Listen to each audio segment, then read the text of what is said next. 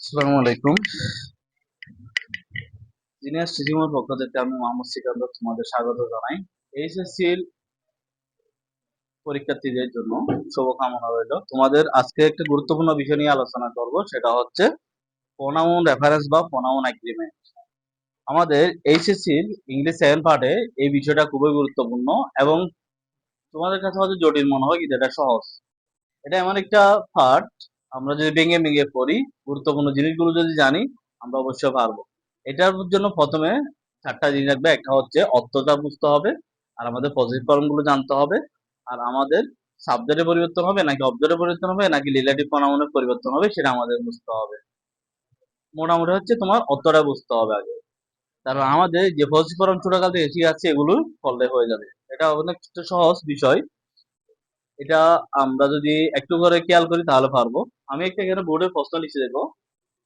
Pronounce রেফারেন্সের topic, pronoun reference HSC 26/7 এর subject English advert. দেখো এটা এই প্রশ্নটা ঢাকা বোর্ড আছে 17তে, কুমিল্লা বোর্ড আছে, আর দিনাজপুর আছে 16তে। তাহলে আমরা পুরো প্রশ্নটা একটু পড়ি। দেখো, travelling is a part of education. Travelling, দেখো এটা একটা কি, ভ্রমণ, একটা বস্তু বাহক ধরো, is a part of education, এটা একটা শিক্ষার অংশ। দিস মিনস গোয়িং ফ্রম, এর অর্থ, তাহলে দিস অর্থ হচ্ছে এগুলা, এগুলো অর্থ going from place to place, এক জায়গা থেকে আরেক জায়গায় যাওয়া। আচ্ছা দেখো এখানে দিস, এই ট্রাভেলিং এর প্রনাউন বসছে দিস, দিসটা কি হবে না।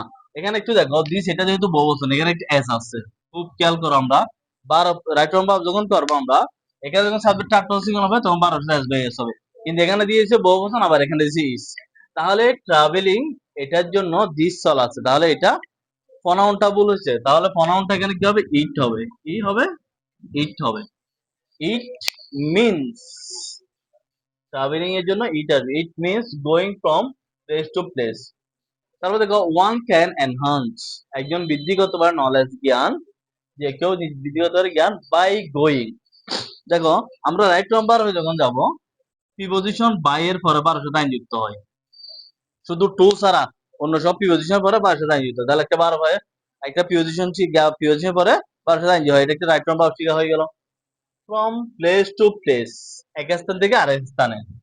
This gives one the opportunity to see the unseen and know the unknown. তাহলে একটু খেয়াল করি, এই দিস দ্বারা কি বোঝাইছে, দিস দ্বারা ট্রাভেলিং কে বোঝাইছে। তাহলে দেখো দিস এক বছর, এটা ঠিক আছে। তাহলে গিফটস, তাহলে এটার জন্য এখানে গিফটস, দিস গিফট, এটাও ঠিক আছে। তাহলে এখন দিস দ্বারা ট্রাভেলিং কে বলছে, এটা আনক্লিয়ার। আমাদের যদি কোনো একটা শব্দ আসে আনক্লিয়ার, সেটা আমাদের ক্লিয়ার করতে হবে। তাহলে দিস দ্বারা ট্রাভেলিং বোঝাইছে, আমাকে ট্রাভেলিংটা এখানে লিখতে হবে, ট্রাভেলিং। ঠিক আছে, শেষে এল দুইটা হবে। তার travelling gives one the opportunity to see the unseen and know the unknown.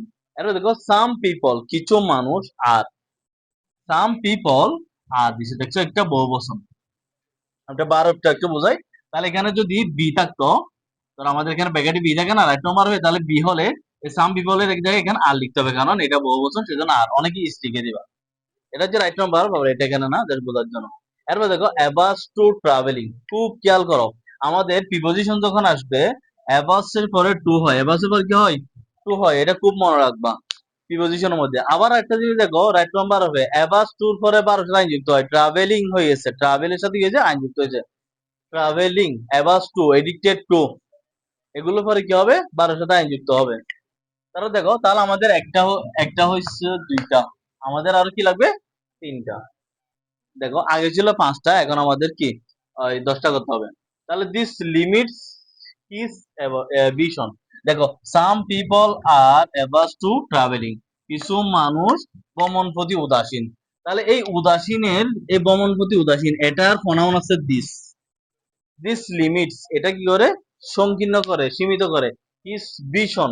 আচ্ছা হিজ মানে তার, সাম পিপল এটা বহুবচন, কিন্তু এখানে দিস হিজ। তাহলে এখানে দিস যেটা আনক্লিয়ার আছে সেটা হচ্ছে এটা, অ্যাভারশন টু, আমরা একটু এখানে লিখবো অ্যাভারশন টু বা অ্যাভার্স টু ট্রাভেলিং, এই জায়গায় দিস এর জায়গায়, মানে এটা আমাদের ক্লিয়ার করে দিতে হবে, এটা আনক্লিয়ার আছে। দিস দ্বারা কি বুঝাইছে? দিস দ্বারা আমাদের আগের বাক্যটা পড়তে হবে এটা। হিস বলছে, তাহলে হিস ভীষণ তাদের, এখানে আবার তার ভীষণ লিখছে, তাহলে সাম পিপল কিছু মানুষের, তাহলে এখানে বহু বচন, তাহলে এখানে কি হবে? দেয়ার হবে। ইসটা ওটা কি হবে? দেয়ার। অ্যাভারশন টু ট্রাভেলিং, গমনের প্রতি উদাসীনতা, লিমিট সংকীর্ণ করে দেয়ার ভীষণ, ওই সাম পিপলের ভীষণ, তাহলে এখানে দেয়ার তাদের দৃষ্টিটা। তাহলে এখন দেখো অ্যাভারশন টু ট্রাভেলিং, আরেকটা এখানে দেয়ার, একটা হচ্ছে দিসটা ট্রাভেলিং হচ্ছে, দিসটা এইটা হচ্ছে, তাহলে 5-6টা হয়েছে, আরেকটা আছে। দেখো however by travelling, by এর পরে বার শুধু আবার আইন যুক্ত হয়েছে আমাদের এক নম্বর হবে to different parts of the world my knowledge may be enrich. এখন দেখো এখানে মাই বলছে, এখানে কিন্তু কোনো জায়গায় মাই নাই, এখানে মানুষের কথা বলা আছে, বেশি মানুষের কথা, সাম পিপল একজনের অধিক। তাহলে এখন দেখো এখানে মাইটা হবে না, মাই মানে এখানে আমার, তাহলে এখানে কি হবে? উই হবে। সরি, এখানে সাবজেক্ট আওয়ার নলেজ, আমাদের জ্ঞান হবে। এটা পজিটিভ ফর্ম না, তাহলে এটাও পজিটিভ ফর্ম আসবে। Hour knowledge may B enriched. খুব খেয়াল করো, মে বি, মেয়ের পরে মূল বার বসে মডক দিয়ে পারে, কিন্তু এখানে বি যখন আছে এনরিচড হয়েছে, তাহলে রাইট নাম্বার হবে মডক বা মডক দিয়ে পারে বি থাকলে 12 হবে, 12 ফর্ম। ওকে, আশা করি বুঝতে পারছো। এইবার 10টা যদি তোমরা প্র্যাকটিস করো আশা করি পারবা। ভালো থাকিও তাহলে। আমার চ্যানেলটি ভালো লাগলে সাবস্ক্রাইব করে রাখবা, নেক্সট ভিডিওগুলো যেন পেয়ে থাকো তাড়াতাড়ি। তোমাদের জন্য রইল শুভকামনা। 26 আর 27, 26-এর তো পরীক্ষা চলে আসছে, 27 এর জন্য রইল শুভকামনা। এখন থেকে পড়া শুরু করে দাও, ইনশাল্লাহ ভালো থাকো, ভালো থাকবে।